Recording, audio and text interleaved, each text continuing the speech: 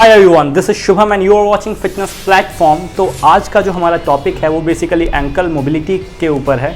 Basically ankle की mobility ज़रूरी क्यों है बॉडी के लिए। होता क्या है, जब हमारे एंकल की मोबिलिटी कम होती है तो हम कई सारे मूवमेंट परफॉर्म करते वक्त हमारे हील जो है वो लिफ्ट होने लगते हैं, सही से मूवमेंट नहीं हो पाता है और बेसिकली इंजरी भी हो सकती है इसी वजह से नी में। अगर क्योंकि हमें हमारी एंकल की मोबिलिटी कम रही, हमें अचानक से मूव करना हो गया, एंकल मूव करेगा नहीं तो पूरा लोड जो है वो नी पे आना शुरू हो जाएगा। अचानक से अगर हम कोई मूवमेंट कर देते हैं तो हमें करना क्या है उस चीज़ को इम्प्रूव करने के लिए। उससे पहले हमें ये जानना पड़ेगा उसके बारे में कि ये होता क्यों है, क्योंकि उसी से ही हमारे उसे करेक्ट करने के रीज़न्स हमें पता चलेंगे कि वो इतना आसान कैसे है करेक्ट करना इस चीज़ को।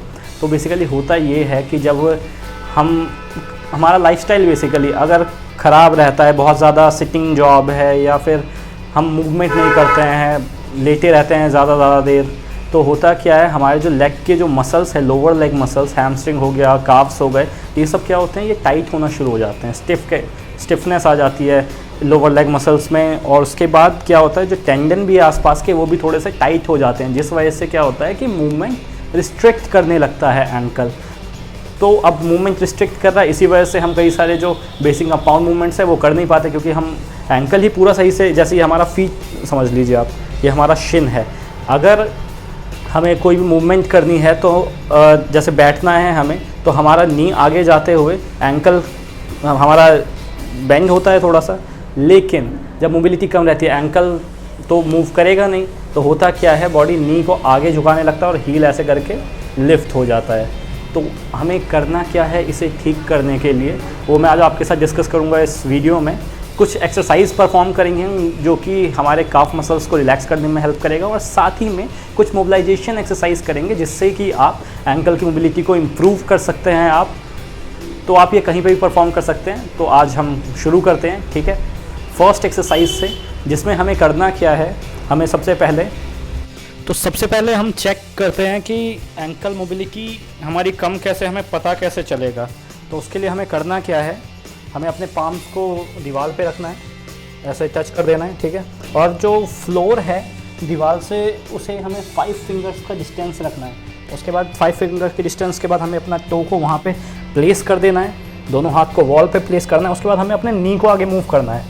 अगर हमारा एंकल का मोबिलिटी कम होगा तो हमारा नी जो है वो वॉल को टच करते हुए हमारा हील लिफ्ट होने लगेगा इस डिस्टेंस से।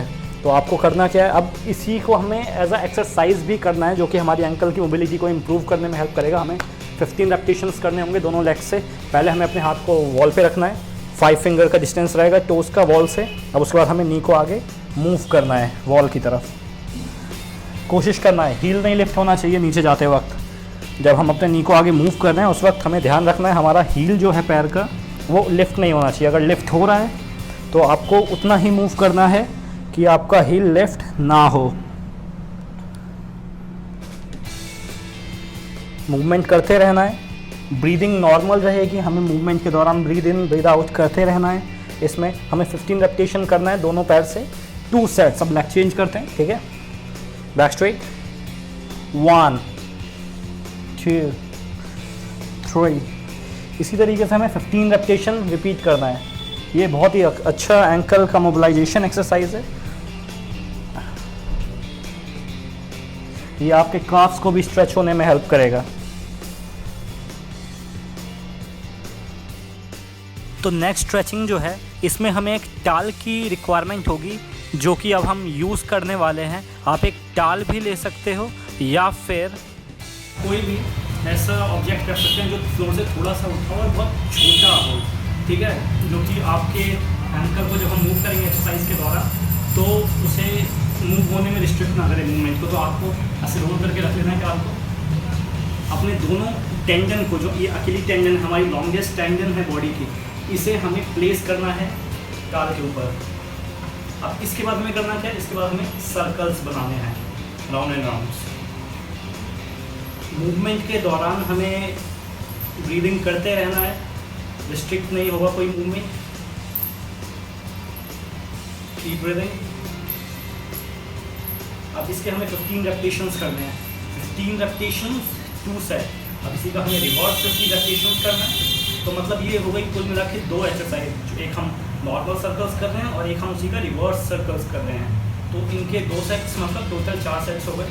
इसे हमें रिपीट करना है। परफेक्ट। ध्यान रखना है कि कोई अनईजी स्ट्रेस नहीं आना चाहिए ड्यूरिंग द मूवमेंट। आपके एंकल पे कोई पेन नहीं होगा, वैसे इस एक्सरसाइज के दौरान होना ही चाहिए। अगर हो रहा है तो आपको रुक जाना है। और फाइनल स्ट्रेचिंग जो हम अपनी आज की करने वाले एंकल की मोबिलिटी को इम्प्रूव करने के लिए, उसमें हमें क्या करना है, आप ये सोच लेंगे मैं आपने ये बेलन क्या करना है, हम इसे बेसिकली यूज़ करने वाले हैं आज के थर्ड स्ट्रेचिंग में। बेसिकली हमें स्ट्रेच अपने प्लैंटर फेशिया को करना है। प्लैंटर फेशिया हमारे फीट के नीचे के हिस्से को कहते हैं। फीट के नीचे जो बेसिकली एक जाल की तरह होता है, जो हमारे टोज़ को, सारे फिंगर्स को हील से कनेक्ट करना होता है, वो इंटरमीडिएटली लिंक रहता है एंकल तक। वो भी कई बार ज़्यादा खड़े रहने की वजह से, ज़्यादा मूवमेंट करने की वजह से कई बार वो क्या होता है, स्टिफ हो जाते हैं। तो उन्हें रिलैक्स करने से भी एंकल की मोबिलिटी इम्प्रूव होती है। तो उसे हमें स्ट्रेच कैसे करना है, आप बेलन के अलावा कोई बॉल भी यूज़ कर सकते हो साथ में, लेकिन हमारे पास अभी यही है तो हम इसी को यूज़ करते हैं। इससे कैसे करना है, ठीक है। तो हमें बेलन को सबसे पहले नीचे रखना है, अपने फीट के जो आर्च है इसे हमें बेलन के ऊपर प्लेस करना है। अब इसके बाद हमें इसे रोल करना है प्रेस करते हुए। जब आप रोल कर रहे होंगे तो आपके पैरों के नीचे आपको अलग अलग पॉइंट्स मिलेंगे जहाँ पे पेन हो रहा होगा। तो आपको करना क्या है, रोल करते हुए उन पेन को रिलीज़ करने की कोशिश करना है। तो आप जब रिलीज़ हो जाएगा पेन, तो उसके बाद आपको बहुत ज़्यादा लाइट फील होगा आपके पैरों के नीचे। आपको ये 15 रेपिटेशन तक करना है। Breathe in same normal, breathe in breathe out during the movement करते रहना। उसके बाद हमें लेग चेंज करना है, दूसरे लेग से भी सेम रिपीट करना है। हील तक लेके जाना है और फिर बिग टो तक लेके आना है।